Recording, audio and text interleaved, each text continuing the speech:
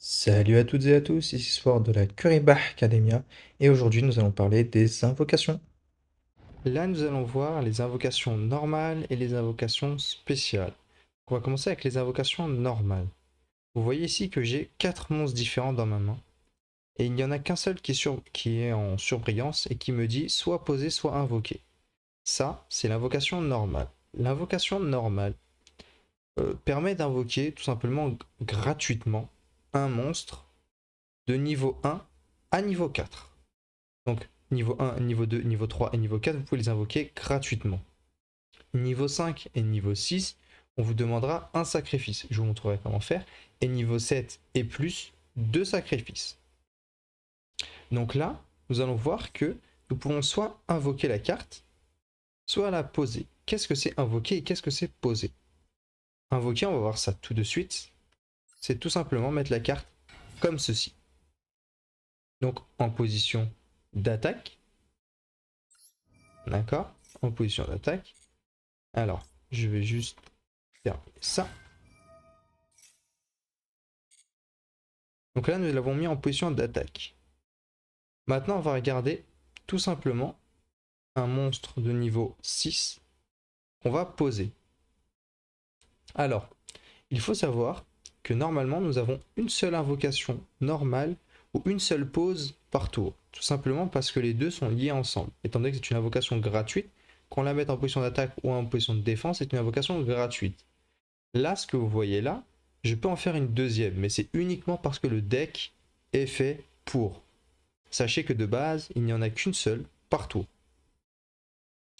Donc là, je vais vous montrer tout simplement que lorsque je veux invoquer un monstre de niveau 6 ou un monstre de niveau 5, ils vont demander, vous devez sacrifier un monstre pour invoquer par sacrifice ce monstre.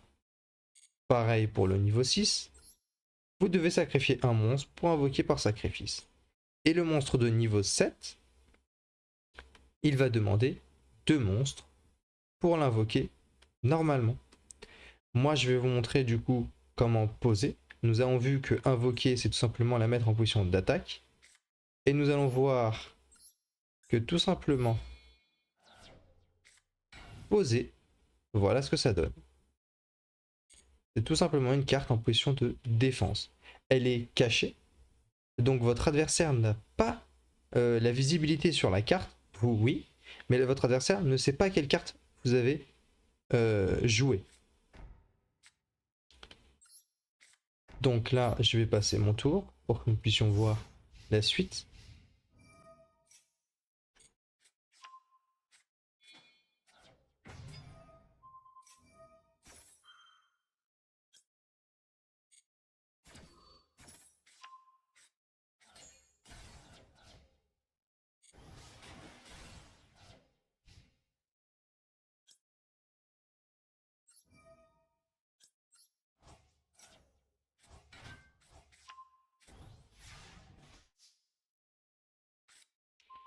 Donc, nous revoici du coup dans la zone. Donc, vous voyez qu'il y a des effets que je peux activer. Ça seront des effets qui permettront d'invoquer spécialement. Mais pour l'instant, on va parler que d'invocation normale. Donc là, j'ai un monstre de niveau 7 et un monstre de niveau 5. Donc là, on a essayé de faire l'invocation de niveau 6. On a fait 5 et 6, du coup, techniquement, vu que c'est la même chose. Et nous allons pouvoir faire une invocation, cette fois-ci en sacrifiant deux monstres. Vous avez pu voir que j'avais posé la carte le tour d'avant. Et lorsque je vais ici y mettre invoqué par flip. Qu'est-ce que invoqué par flip? C'est tout simplement un type d'invocation qui est spécifique tout simplement, qui est lorsque la carte est face verso en position de défense et lorsqu'on la retourne face recto en position d'attaque ou bien face recto en position de défense, parce que si votre adversaire vous attaque, elle sera face recto en position de défense. Tout simplement, lorsqu'elle est retournée de cette façon, c'est une invocation flip. Vous allez voir qu'il y a des monstres, comme j'ai pu vous le montrer, flip, qui s'activent uniquement lorsqu'ils sont retournés. Donc nous verrons ça plus tard, mais il faut savoir que c'est comme ça que ça marche. Donc là, on va sacrifier deux monstres. nous avons vu que cette carte-là a demandé 2 monstres car elle était de niveau 7. Voilà, c'est tout pour les invocations normales. Maintenant, les invocations spéciales. Qu'est-ce que c'est? Ce sont des invocations que vous pouvez faire à l'infini tant que vous le pouvez. Qu'est-ce que ça veut dire? Ça veut dire que tout simplement, tant que vous avez les cartes, tant que vous avez les conditions réunies pour activer l'effet et pour invoquer spécialement, alors vous pouvez invoquer spécialement. Mais les invocations spéciales, elles sont spéciales. Elles ne sont pas comme les invocations normales. Qu'est-ce que ça veut dire? Ça veut dire que, là on peut le voir très facilement, ma carte a été mise en position de défense face recto et pas face verso. Ce qui est bizarre. Eh ben non. Tout simplement parce que les cartes monstres invoquées spécialement ne peuvent pas être mis en position de défense face verso, sauf si l'effet qui l'a permis de l'invoquer lui dit qu'il devra se mettre en position de défense face verso. Mais c'est la seule condition. Donc là, nous allons voir que j'ai pu invoquer une carte tout simplement depuis le cimetière tout à l'heure grâce à un effet. Cette carte-là a permis d'invoquer spécialement depuis le deck grâce à un effet. Ce sont donc des invocations spéciales.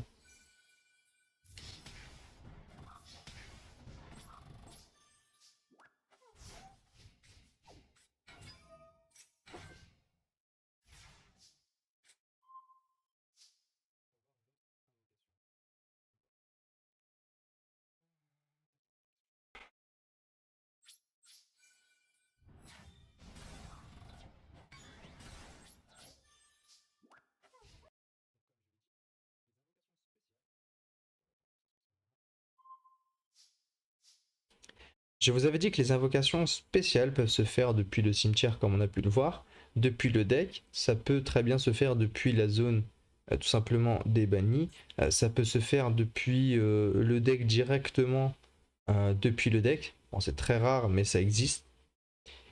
Et il faut savoir aussi que toutes les cartes qui viennent de l'extra deck, donc les cartes Xyz, Synchro, Fusion et Lien, sont toutes des invocations spéciales. On ne peut pas invoquer normalement une carte fusion, on ne peut pas invoquer normalement une carte lien, on ne peut pas invoquer normalement une carte Xyz et on ne peut pas invoquer normalement une carte synchro. Ce sont tous des invocations spéciales.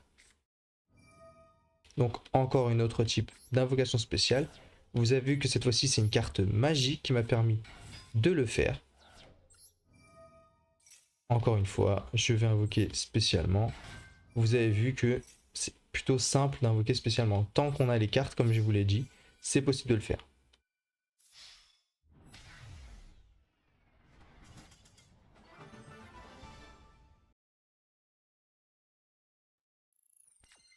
Nous allons regarder les invocations flip cette fois-ci. Donc nous allons laisser l'adversaire jouer et c'est à notre tour.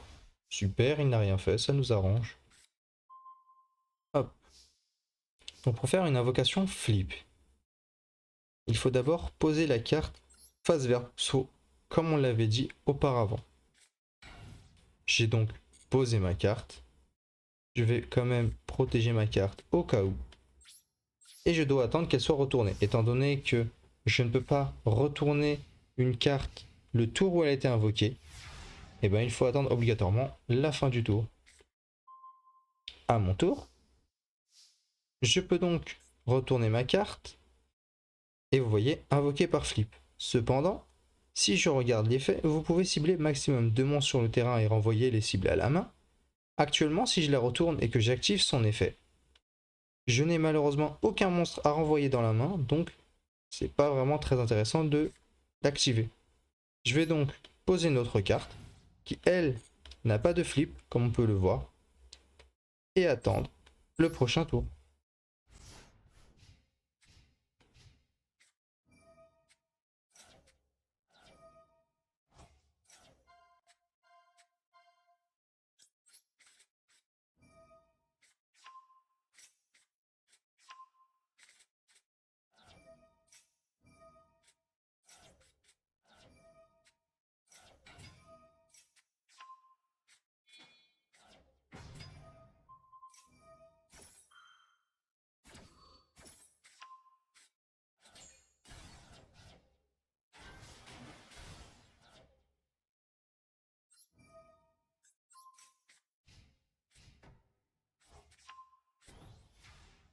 Très bien, c'est à mon tour.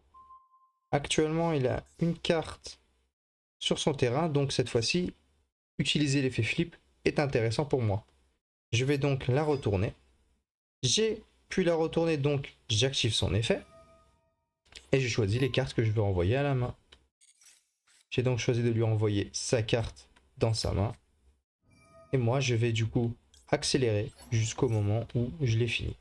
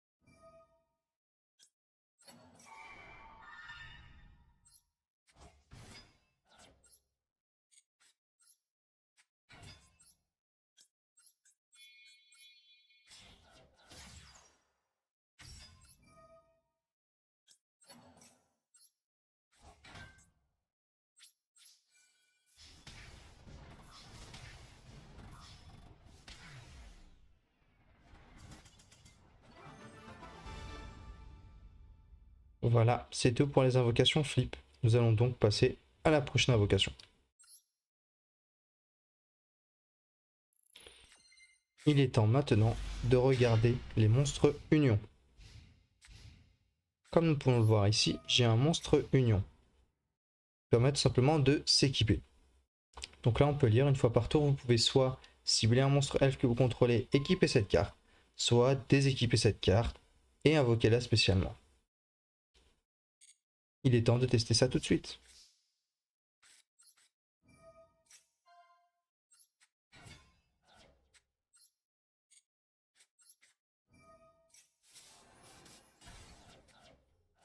Je vais donc invoquer ma carte et activer son effet pour l'équiper.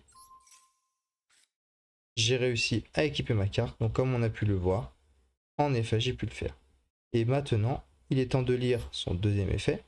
Si le monstre équipé va être détruit au combat ou par un effet de carte, détruisez cette carte à la place. Lorsque le monstre équipé déclare une attaque, vous pouvez lui faire gagner 500 points d'attaque. Donc, c'est à ça que servent les monstres union. Il faut savoir que, à ma connaissance, tous les monstres union ont comme condition, si la carte doit être détruite, alors vous détruisez le monstre union à la place.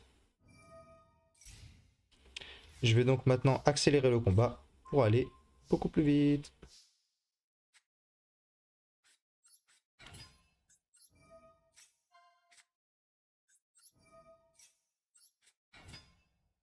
Comme vous avez pu le voir actuellement, j'ai pu activer son effet pour l'invoquer alors qu'elle était dans la zone d'équipement, comme si c'était une carte d'équipement. C'est justement comme ça que marchent les monstres union. Ils s'équipent et se déséquipent. Par contre, on ne peut faire qu'un seul effet par tour. Soit on l'équipe, soit on la déséquipe. On ne peut pas faire les deux à la fois.